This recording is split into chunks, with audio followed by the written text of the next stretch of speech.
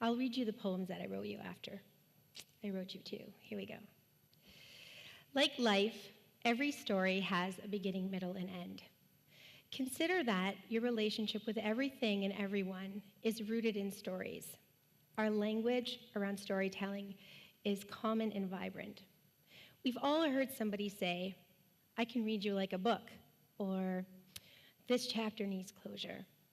Consider that you are a library filled with books, and that each book is in turn filled with chapters. Consider that everyone you meet is reading these books, judging your covers, and deciding if they want to open up and read the first few lines of your story. It's possible that your books can be the best books that you or anyone has ever read, that your stories, your beginnings, middles, and ends, are precisely what motivate your choices. Whoops, and let's go back. Here we go. So, like storytelling that has a beginning, middle, and end, life has that too. Because we are comfortable speaking about stories in our language, let's merge these ideas and consider that the stories we tell ourselves every day come to us as the voices in our heads. And the voices in our heads connect us to our most powerful stories. And it is these powerful stories that are motivating our choices. Another way to look at it is that these voices are the voices that are creating the stories of our life. They are creating the beginnings, the middles, and ends of all the chapters in our lives. Some common chapters are work, relationships, love, money, time, and body image. Essentially, it is these voices that connect us to the core stories of our life and our fundamental books.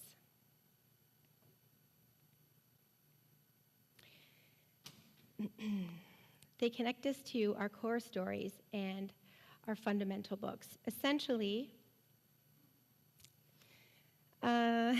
goodness, here we go. So when we think about these stories that are in our head, we can think about how powerful they are.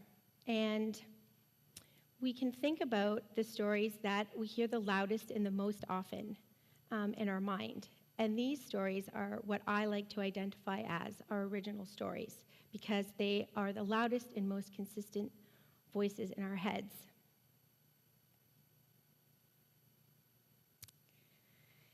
So I had a really terrible original story coming in my head about a year ago. And it was telling me that I'm not good enough to win a major writing award.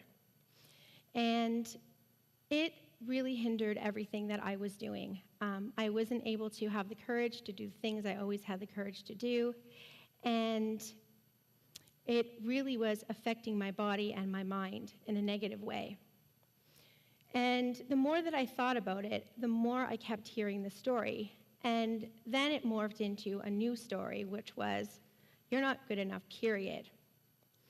And that really affected me terribly. I had a small but significant breakdown, and my body could just no longer carry this story. So I started hearing yet another voice in my head. And this story and voice was saying, "I can't do this anymore." So when you hear a voice like this in your mind, this is your original story begging you to pay attention. It's begging you to listen to those voices, and other voices could be, "Stop," or "Enough of this," or "I need a break." These are all indications that your original story needs attention. So this is time when we need to review, revise, and rewrite these original stories. Author Joseph Jaworski, in his book, The Synchronicity the Inner Path to Leadership writes that it is through language that we create our world. And because it is nothing until we describe it. And when we describe it, we are creating distinctions that govern our actions. So when we're looking at these original stories and we're paying attention to the language that we're using to create them, that is the inner and outer language that we're creating. We can take the time to review this story to make sure that it's governing our actions in the way that we want it to. And when we do this, this is how. We want to review our original story, and we want to write it out fully. We got to answer these 3 questions. Where did this story come from? When did it begin? And do I want to change it? We need to review the beginning, middle, and end of this original story, and we need to identify the characters and the stories and the plot lines. You'll find that when you're, and the act of writing out this original story not only will allow you to identify the origins of this original story, but it will allow you to see it outside of your head. So no longer as a voice that's motivating your choices, but as a physical piece of evidence that you can review over and over until you figure out what you want to do with the story. And likely when you're doing this, you're going to find that you want to make some changes to the story that you're reviewing. And so the next thing that you're going to do is revise and rewrite. And you got to ask yourself a few more questions and write a few more things down. And that is, ask yourself, what do I love about this story, and what do I want to change? Keep what you love and edit out what you don't. By revising and rewriting the story, you're taking control of that voice in your head, and you're physically changing the characters and the storylines and the plots of this original story. And in doing so, you're creating a new story that will replace this original story with something positive. And so when you're rewriting this out, you want to read this one out loud. And you want to read this one out loud until you're smiling every time you read it. You're probably thinking, all right, so I've had all these voices in my head. Most of them have been there for a really long time. And you want me to do all this writing, rewriting, revising, and reading out loud. This is going to take a really long time. Well, my therapist, John Fellows, says that for the most part, the solutions to our problems are simple but not easy. They require effort. And this is very true. This process of revising, rewriting, and reviewing your original story will take time and practice. But I can assure you that it's not going to take as long as it took for this original story to live and grow and affect the choices that you're making. It will take less time to do that and rewrite it and revise it so you can have a new positive voice in your mind. There's also a whole bunch of other fantastic stories that are living in your mind. And these are original stories, too, that connect us to our fundamental truths. But these ones are positive, and these ones we want to keep in our heads. And they're there to keep us strong and help us be brave and to battle these other original stories that we need to review, revise, and rewrite. So after I had my breakdown and was able to review, revise, and rewrite my original story of You're Not Good Enough, it took me about 3 months to do that. It took me 2 filled-up journals, 3 road trips, and lots of tissue.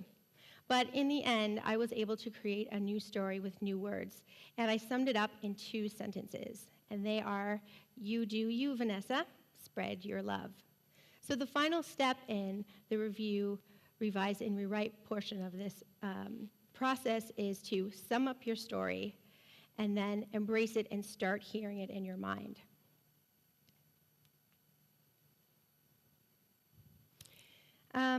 So I'd like to close this chapter with you with a quote from one of my favorite writers, Natalie Goldberg, and she writes, "Writing practice brings us below the surface to really meet how we think and feel.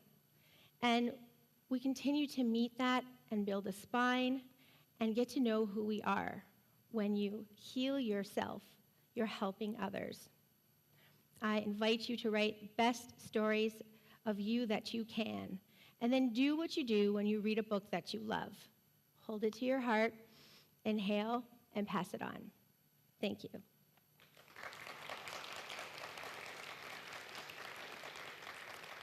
Okay, so I wanted to read you those 2 poems that I wrote for you. So our 6 words that I was given were baby, child, jubilation, party, butterfly, and beauty. And for those of you who maybe weren't here for this part of the process, I do this thing called Poetry on Demand, and where I interact with people and get words from them, and then I write a poem on the spot for them. So I wrote 2. One is kind of goofy and fun, and the other one's a little less. But I have to have all these words in the poem, so here we go. Hey, baby, you looking for a jubilation? Step right up to the red carpet. It's party time, child. Unleash your beauty for the crowd. Let your butterfly bounce. And the other one is, there is jubilation at birth, after the party down below, pushing a butterfly into the world. There's beauty in this metamorphosis. Kiss the child first, so she holds the love of your lips on her skin for eternity. Thank you.